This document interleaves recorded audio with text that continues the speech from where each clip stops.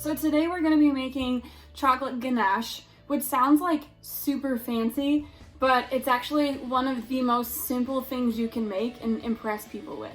I'm gonna show you a couple different things you can do with it, and I even have pictures of my own stuff that I've made to show you this week. And it might be, if you're handy in the kitchen or you wanna give it a try, it might be something that you wanna try out as a Mother's Day present, because it's coming up. All right, so I'll show you a couple different things you can do with it. I've got all kinds of ingredients on my counter. All you need is heavy cream and chocolate. Now, if you're a white chocolate person or a milk chocolate person or a semi-sweet chocolate person, doesn't matter, pick your favorite. I like chocolate chips. Chocolate chips, yep. I like semi-sweet chocolate, and so does my mom, so I'm gonna make some of these and share with my mama. And last week when we did the marshmallow fondant, I told you how to be really specific and get the name brand marshmallows. That's one of the only recipes that I have found that you should probably get the name brand item. Right now, it doesn't really matter what you use. So, I've got some heavy whipping cream. It can come in a little container like this. I've got a bigger one, because this one's empty. Annika's got a cardboard version. That's really cool. This is the Kroger brand. Doesn't matter what you're using brand-wise. You've got some heavy cream. Aurora, do you have a question? Can I just use milk because we don't have heavy cream? You can try it with milk, but milk actually has some water in it, and when you put water and chocolate together, it seizes the chocolate. So it could work. I've never done it with milk, but knowing that water and chocolate don't mix, it might not work. It may work and just not be as smooth. It'll probably taste the same. Give it a try. Will you be my experimenter? Yeah. Okay, I like that. And now heavy cream and then chocolate, okay? I see a yellow bag, some Nestle chocolate. Here's a Kroger brand chocolate. It doesn't matter. I've got some that were, it's empty, but there was chocolate in here that I got at a farm market. So it doesn't matter, again, what kind of chocolate you use. Pick your favorite kind of chocolate. Colin, what's your question? Can I use peanut butter chocolate chips? Yeah, I don't see why not. Or some butterscotch ones. Absolutely. Okay, so How many cups would be like there? What's the size bowl we need? this is my bowl here because a little bit of chocolate ganache goes a long way. So I'm going to show you how you can either, one, pour it onto something, because a lot of you have been into making birthday cakes and stuff while you're home. You can either pour this like a glaze on a cake, or you can roll it into truffles. Maybe you've seen those Lindor chocolate truffle commercials, and the guy's got the whisk and he's holding the whisk down and like the chocolate is streaming. Well, if you've ever had one of those sphere Lindor truffles, ganache is what's in the middle, that creamy stuff in the middle of the truffle. So you'll get the snap of the chocolate on the outside, and then that creamy ganache, that creamy chocolate in the middle. That's what we're making today.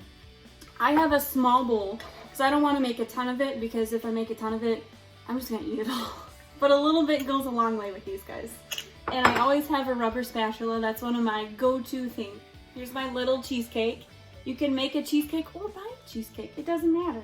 But I'm first going to show you how to make ganache to pour over top of the cheesecake and make it like super decadent and kind of fancy. So what you're going to need is your bowl and your spatula. And if you really wanted to, you could do this over the stove, but you don't have to. We're gonna use the microwave. I'm trying to show you things that are like super simple, okay? The first thing you're gonna do is heat up your heavy cream, and you wanna get it till it's really warm. You don't need it to be boiling or anything. You don't wanna scorch it. You're gonna measure out. How long? It's usually about 2 minutes. Kind of just depends on how much cream you have in your bowl. And I kind of just stick my finger in it and touch it with clean fingers. Stick it in and see if it's like lukewarm. So it'll melt the chocolate chips. Now ganache is about ratios. So if I use a half a cup of whipping cream, I'm gonna want about a whole cup of chocolate. So it's kind of a 1-to-2 ratio. So if I use 1 cup of whipping cream, I'm gonna want 2 cups of chocolate chips. I'm gonna do 1 cup of cream. Because leftovers are always delicious. And you're sitting on my microwave, so I'm just gonna pop this in the microwave for a minute, give it a stir, and then do it for another minute. If you were to make the ganache, how long would it need to cool after making? Good question. So if you're making the ganache and you're just gonna pour it onto something, it's not super hot because we don't bring it to a boil. You can pour it onto whatever you're gonna pour it onto right away. What I've also got here, which I'll tell you about this in a minute, I've also got a bowl where it's set. It's nice and hard, but still gonna be creamy so I can scoop it. And this actually sat overnight to reharden, okay? So if you're gonna do truffles, you'll wanna do it the night before and let it set. But this batch of ganache we can use right away. Annika, how's it going? How long do you put it in the microwave? About 2 minutes. It's gotta be warm enough to melt your chocolate chips. Yeah. Do you put the chocolate chips in the heavy cream in the microwave? Ooh, good question. I would say no. You can. I don't think it would mess it up. But it's a lot easier to do just your heavy cream, get it nice and warm, and then dump in your chocolate chips. If you dumped it all in, that's okay. It'll still melt. And if you put your chocolate chips in and you stir and they're not melting all the way, you're just gonna pop it back in. All right, so mine actually bubbled a little bit even. So, I mean, there's steam coming out. It's definitely hot at this point. I'm gonna try and back it up over here.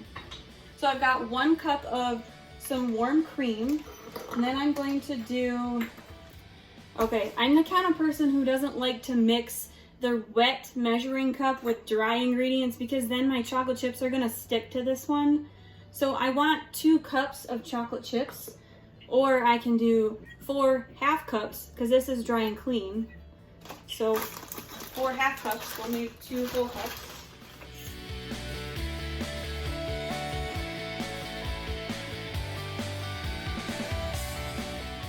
You're gonna let it sit for a few seconds just to let it start melting on its own.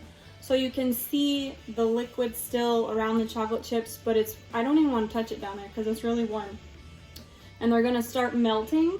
And you'll either want a spatula, which is usually my go-to, or you'll want a fork, either way. After letting it sit, you can see my chocolate chips are melting. You're gonna stir them. 1 cup of heavy cream. You're gonna add 2 cups of chocolate chips. If you're gonna like pour this onto a cake, or you could pour it on your ice cream later. Thank you for typing in, Mrs. Rose. And I'll put all of this like in the comments or something so you can remember later. So if you wanna pour this on something and use it like a hot fudge sauce, you'll want 1 cup of heavy cream and 2 cups of chocolate chips.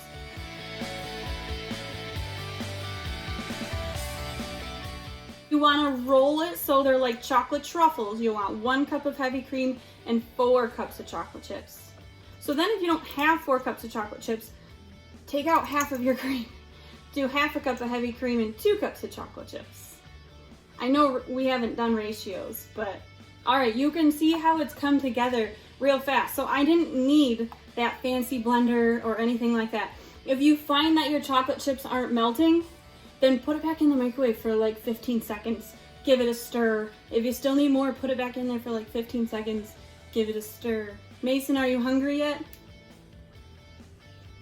You can see now it just looks like a fudgy sauce. It really is, okay? So I'm gonna take this. It's still a little bit warm, but that's okay. And pour it over my cheesecakes. Now, if you let it set, it'll cool a little bit and get a little bit thicker. You could put it in between your cake layers. So those of you who have been making, like Annika made, I think it was a German chocolate cake.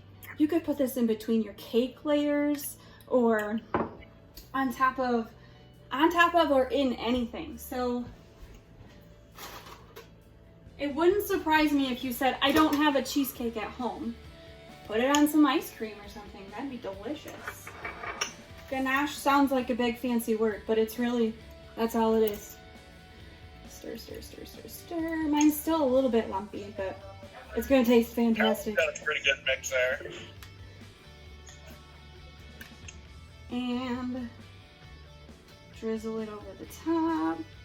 And see, I've got plenty to do these 2 little cheesecakes here that I'll have to go buy some vanilla ice cream or something.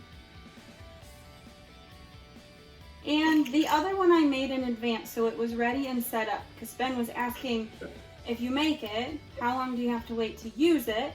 This one you can use right away, but if you want to use it for truffles, you're going to want to make it in advance. Woo. The day before or 2 days? The day before. Go ahead, Riley. For chocolate truffles, would you just put it in like a ball? Yeah, so here I've got different things like topping wise. I've got cocoa, toasted coconut. I've got some sprinkles, and then to amp it up because I need some extra caffeine these days, I put some espresso powder in there.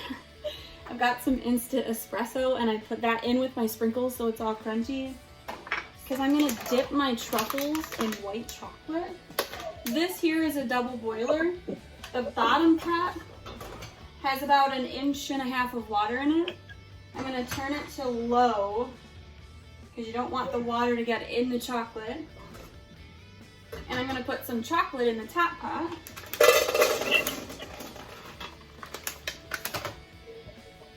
And I've got some plates to put my truffles on. Oh, I just made a big chocolatey mess. And now I have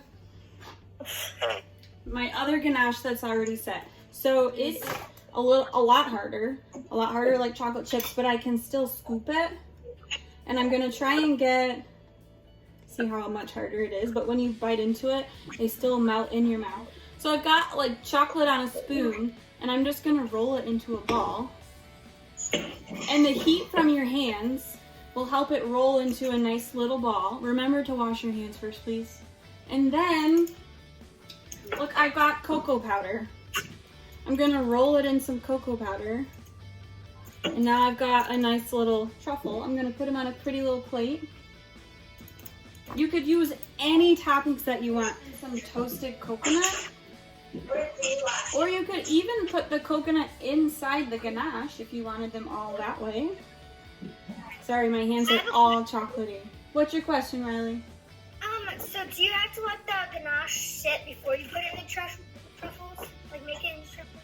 Yeah, because when you let it set, it will cool, it will harden back up to like the chocolate chips are hard in the bag, and then it'll harden for you so you can roll it like I am. So I've got some chopped nuts.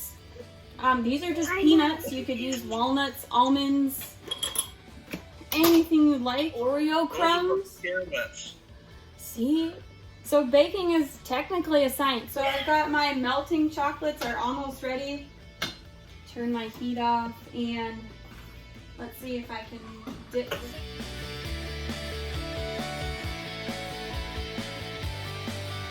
Alright, so here are 6 different ways you could do them. And that's only with rolling stuff on the outside. You can make your ganache and put nuts in it and then let it set up, and you'd have crunchy on the inside and then roll it in something on the outside. You want to roll it in something or you just have like a naked ball of chocolate, and that just doesn't look as pretty. And look how fancy those are. You can do them.